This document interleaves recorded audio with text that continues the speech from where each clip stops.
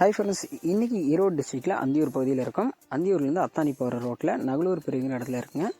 இந்த ரோடு பார்த்திங்கன்னா அந்தியூர்லேருந்து அத்தானி போகிற ரோடுங்க. இந்த ரோட்டில் நேராக அத்தானி போகலாம். அத்தானி பார்த்திங்கன்னா ஒரு 6 கிலோமீட்டர் டிஸ்டன்ஸுங்க.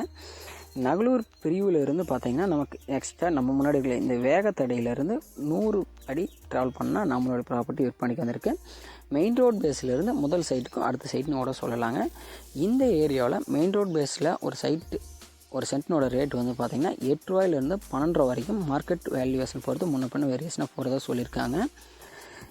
இந்த நிலம் பார்த்திங்கன்னா நமக்கு மெயின் ரோட்லேருந்து 150 அடி வந்து தள்ளி தான் வந்து அமைஞ்சிருக்கு. வாங்க நிலத்தை பார்க்கலாம்.